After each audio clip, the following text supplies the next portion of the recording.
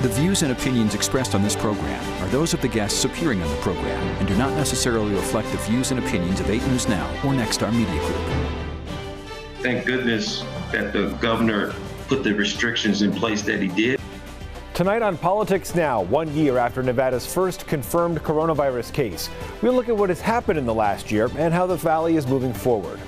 A controversial proposal to let a company create its own government in northern Nevada. We'll tell you about Governor Sisolak's plan for innovation zones. Plus, about 70% of Clark County's land would be conserved. Nevada's largest conservation bill ever. We'll talk about our proposal in Congress to limit development around the Silver State. From 8 News Now, this is Politics Now. As we acknowledge the scale of this tragedy that grips our state, I ask Nevadans to keep in your hearts those who have passed away and the families that have been affected by this virus. Thank you for joining us here on Politics Now. I'm John Langler, and we start with a grim milestone. Nevada has now crossed 5,000 deaths from the coronavirus. It's been a year since the first confirmed case here in Nevada. Efforts to get everybody vaccinated and move towards reopening are continuing. The one-dose Johnson & Johnson vaccine is now in the rotation with the other two from Moderna and Pfizer. Local Dr. Michael Alswady says there is no data to show one vaccine works better for other groups than certain groups. It all comes down to availability. Choice really isn't between the vaccine. The choice is to get a vaccine if you can get one, or to get the COVID infection, which you definitely do not want. So all these vaccines prevent the severe form of COVID, which is the one that you want to prevent. Dr. Alswede says the Johnson & Johnson vaccine might appeal more to people with busy schedules because it's just one shot, or those that travel or can't go back for a second appointment. But again, if you can get a vaccine dose, you just kind of got to get it. Health officials are putting a full court press on to help people feel comfortable taking the vaccine. A study from polling group Civics shows the willingness among Black and Hispanic people to get the vaccine has spiked since November. The Black and African American population up from 35 to 59%, as you see on your screen. For Hispanic people, it went up from 43 to 60%. But one group that has not seen a bump, white people. It went from 47% wanting the vaccine in November to 48% right now. So as we know, it's been a long and abnormal year for all of us. And as we approach a year of pandemic, we're taking a look back. The I-Team's David Charnes went through some of the major events and is here now with more. David. So, John, it's definitely been a long year. Imagine when this all started, we had no roadmap, no clear path how to move forward. Now 5,000 Nevadans have died, 300,000 have gotten sick, and we're not done. Certainly putting this story together was just a reminder of how much has happened and how far we've come. A dangerous virus is spreading rapidly in China, and U.S. officials are worried it will come here. It started as the big unknown, an illness spreading through China. The CDC reporting the first case of coronavirus in the U.S. The first case would arrive in the U.S. at the end of January, and it would be more than a month until March 5th, when Nevada had its first case. This is the kind of thing that I look at all the time. Brian Labus is an epidemiologist at UNLV. And the way this disease was spreading, it was pretty obvious we were going to see it in every community in this country rather quickly. March 5th, one case, no deaths. Within a week, Governor Steve Sisolak declares a state of emergency. Mitigate and ultimately contain COVID-19. 3 days later, Nevada sees its first death. And March 18th, the statewide shutdown. This is affecting the lives of our citizens. People are dying. Businesses, including casinos employing hundreds of thousands, close for at least a month. Schools shutter. Time standing still. April 1st, 1,279 cases, 45 deaths. In late April, Las Vegas Mayor Carolyn Goodman suggests the city become a control group. You're offering the citizens of Las Vegas to be a control group to see if your theory on social distancing. Think of it as an experiment where we're just offering everyone up as a guinea pig. Is really kind of the wrong way to have a mindset about this outbreak. May 1st, 5,227 cases, 227 deaths. In May, new cases move down, businesses start to reopen, but at a limited capacity. The Strip barren as travelers stay home. June 1st, 8,688 cases, 445 deaths. Casinos reopened at limited capacity, but it's not until the first day of summer Governor Sisolak mandates masks worn in public. There was a security guard who was killed. There were people that were assaulted in stores for trying to enforce a mask mandate. He thought it would be unsafe to put that in. It would put the burden unfairly on businesses and put their lives at risk. By July, the White House Coronavirus Task Force puts Clark County in the red zone. September 1st, 69,633 cases, 1,313 deaths. Former President Donald Trump holds rallies across the state. And tell your governor to open up your state, by the way. This indoor event in Henderson violates the 50-person state capacity limit. October brings a fall surge, cases climbing as the weather cools. November 1st, 101,479 cases, 1,781 deaths. Stay at home 2.0 and the 3-week pause. We are in a rapid trajectory that threatens to overwhelm our healthcare system. December marks the deadliest month. COVID, now the state's leading cause of death. Nevada surpassing 3,000 lives lost by year's end. Locally and regionally, many of our funeral homes are approaching their full capacity. December 31st, 227,046 total cases, 3,125 deaths. Hospitalizations seemingly on the brink as Fremont Street steps back on selling tickets to New Year's Eve, but thousands gather on the empty boulevard. We came just shy of it really breaking the hospitals. But we finally see the first signs of hope. I'm pretty confident that we're going to be able to get people vaccinated over the next several months that will really make a big difference. 2 vaccines start getting into arms, and nearly half of those who lost their jobs are working again. March 5th, 2021, 5,000 deaths, 300,000 cases. After a slow rollout due to lagging supply, hundreds of thousands of Nevadans get vaccinated. It caused a pandemic that was documented for the first time minute by minute worldwide. A year living with COVID-19, no one will forget. Can't believe it's been a year, John, and with vaccinations now ramping up, we are hopefully, and I stress that, hopefully turning the corner here. But crazy to think that this was all a year ago. I mean, we think about it as a year, but 365 days from this week. Wow, yeah, it's been a long, hard year for a lot of us, David, but thank you for the recap. Now, Nevada's first case was actually a man named Ronald Pipkins. Joe Moeller covered his story 1 year ago and spoke with him now about how far we've all come. When Ronald Pipkins came here to the VA, COVID-19 did not even cross his mind. Now, 1 year later, he has a message for others. I think about those days leading up to actually going to the hospital. In February 2020, Ronald Pipkins went on a trip with family to Washington. I had no taste. The actual last night I was in Washington, Seattle, I had shivers and I was cold and I didn't know what was up. It wasn't until he returned home to Las Vegas when things got worse. On March 2nd, he went to the VA hospital. After being there less than an hour, they said my oxygen level was very low. He was put in a coma as doctors tried to figure out what was wrong. That's the last I remember until I woke up at the end of March. Pipkins was diagnosed with COVID-19. He did not get out of the hospital until April. Thank goodness that the governor put the restrictions in place that he did, because if he wouldn't have, so many people in the state of Nevada would have died. Last week, Pipkins received the COVID-19 vaccine. My daughter went through so much pain mentally of seeing her dad lay in a coma. I said to myself, for my family, I'll do it. With 3 vaccines available, he hopes more people get their shot. I wasn't given the opportunity to safeguard myself from this virus, but we all have that opportunity now. And so if we all come together as a nation, we can get rid of this virus and we can get on with our lives. Pipkins also thanked the staff and medical professionals here at the VA who he says saved his life. Reporting in North Las Vegas, Joe Moeller, 8 News Now. And incidentally, Pipkins says he's writing a book about his experience and his fight with the coronavirus. Now to Carson City, and the legislative session continues. There are several bills right now that deal with racially motivated crimes, and one is being referred to as the Central Park Karen Bill.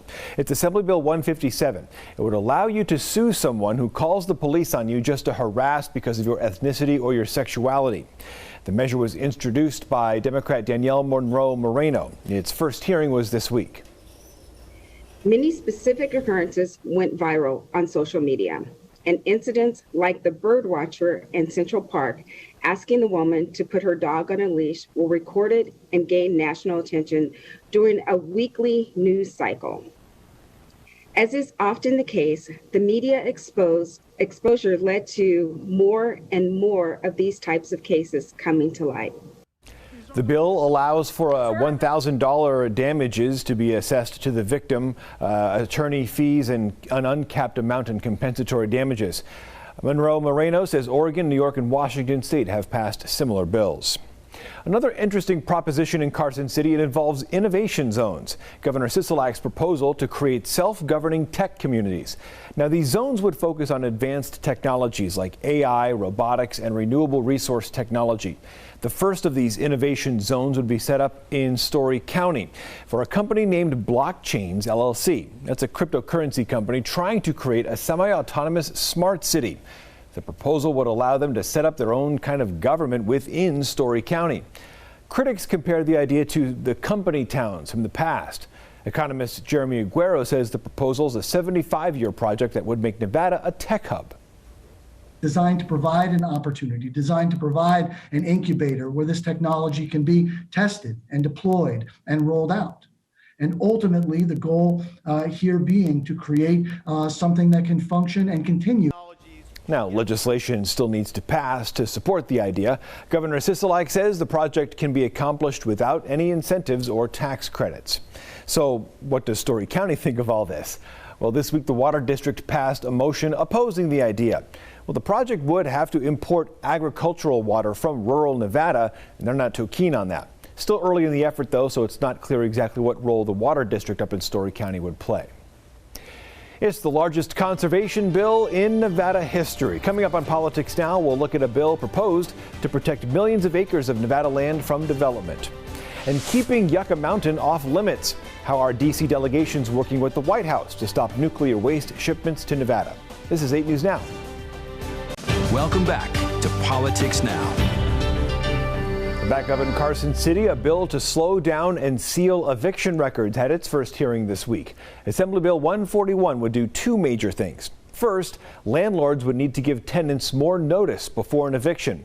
30 days for a lease less than a year, 60 days for a lease up to 3 years, and 90 days for a longer lease. Republicans claim the law is unfair to landlords. Democrat Assemblyman Howard Watts sponsors the bill. He says too many Nevadans are in danger of being out on the street. As a result of the pandemic, Nevada is on the cliff of a major eviction crisis. Gwen Center and during the pandemic found that over 500,000 Nevadans are at potential risk of eviction due to the pandemic. The second portion of this bill requires eviction records get sealed if the tenant is affected by the pandemic. The federal eviction moratorium expires March 31st. In Washington, D.C., Nevada's congressional delegation is continuing its war on the proposed Yucca Mountain nuclear waste repository. A bill sponsored by Nevada Democratic Congresswoman Dina Titus would require the federal government to get consent before going forward with the construction of Yucca Mountain. The proposed nuclear waste dump site is about 75 miles northeast of Las Vegas. Representative Titus says Nevada's fight finally has an ally in the Oval Office. This would start the whole process over of disposal of waste so that everybody's at the table and it's based on consent, not just rammed down somebody's throat. Of course, the ally would be President Biden, another Democrat. The rest of the Southern Nevada delegation has also signed on to the informed consent bill as well. Nevada Senator Catherine Cortez Masto has snagged a key subcommittee assignment. She'll chair the Public Lands, Forests, and Mining Subcommittee. In addition to mining, the committee helps oversee the Bureau of Land Management. And the BLM, as you'll know, controls about 85% of the land in Nevada. Nevada's congressional delegation also sponsoring a bill to set aside 2 million acres of Clark County for conservation. That includes expanding Red Rock National Conservation Area by 51,000 acres, 1.3 million acres for the Desert National Wildlife Refuge, and another 330,000 acres of wilderness around the state. The Nevada Conservation League says it also encourages affordable housing. If there's a desire to conserve more of the desert, more of the open space around Las Vegas, why allow it? Why are we building out and not up? 70% of Clark County's land would be conserved. That's a huge chunk of area in our county. And there's ways to grow again in a smart and sustainable way. And this bill addresses the housing crisis that Clark County is experiencing by offering the development of affordable housing for low-income families. And in fact, I think that there's about 78,000, a shortage of 78,000 homes for low-income families in the area. And this legislation will help facilitate responsible growth in the valley and the surrounding areas, and allocates specific land for affordable housing development. The bill is called the Southern Nevada Economic Development and Conservation Act, if you're keeping score at home. Is more relief finally in the works? Next on Politics Now, we'll look at the COVID relief bill passed by the House and what might keep it from being passed in the Senate. This is 8 News Now.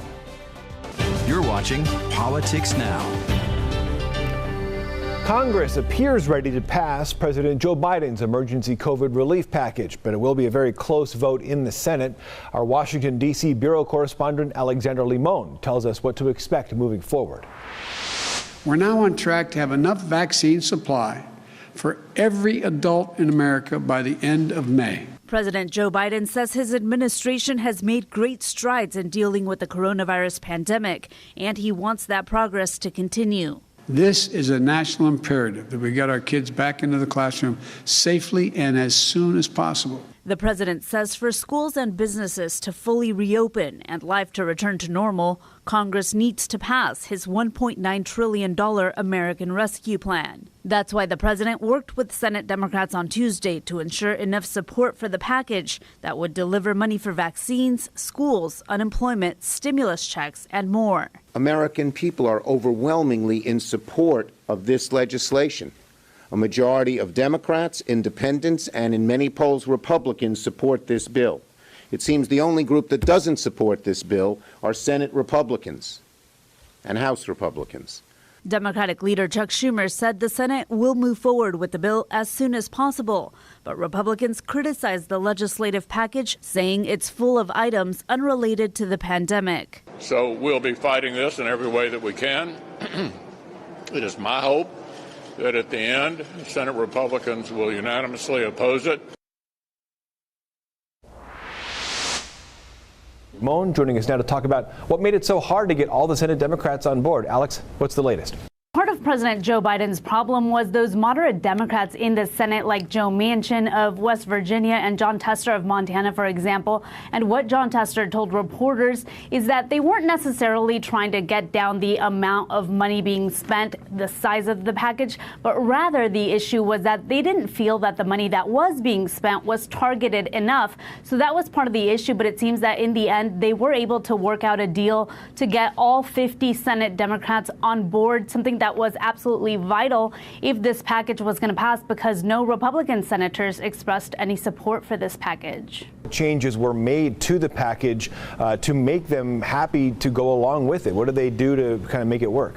There were a couple of big changes early on. That $15 an hour federal minimum wage provision came out, not just because of the objections of these moderate Democrats, but also because of a ruling by the Senate parliamentarians saying that that provision didn't meet the rules that they were operating under to pass this package. The other big thing that changed was who's going to qualify for those new $1,400 stimulus checks. They decreased how much people have to earn to be able to qualify. So the stimulus checks start to phase out now under this new compromise for any individual making more than $75,000 a year, or for couples making $150,000 a year. And then they are cut off completely for any individual making more than $80,000 and couples making more than $160,000. And it seems like those two major changes were what sealed the deal to get all Democrats to express support and commit to voting for the stimulus package. That was, of course, Alexandra Limon. The Senate could vote on the bill as soon as Monday. So how popular are the major pieces of this bill we're talking about here? As you see on your screen, a new Monmouth poll shows extended unemployment benefits is supported by 2/3 of the people surveyed.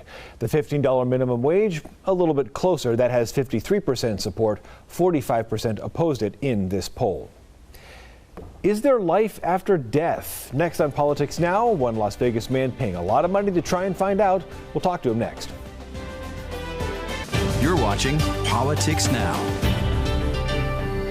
Las Vegas businessman Robert Bigelow is upping his prize for proof of an afterlife. His organization BICS, the Bigelow Institute for Consciousness Studies, offered to pay nearly $1 million to the top 3 essays offering proof of human consciousness after death. $500,000 would go to the best essay. Well, the response was so overwhelming, Bigelow decided to expand the prize money to $1.5 million. Bigelow says applications have arrived from all over the world. If you're interested in this, we have a story about it. George Knapp has covered it for MysteryWire.com, and you can find out if you maybe have something you can contribute to the effort. That'll do it for us here on Politics Now. Thank you very much for joining us this week. Of course, you can stay up to date online with all the political news here in Nevada and across the country on 8newsnow.com. We'll see you back here next Saturday. Thank you again for joining us. Take care of yourselves.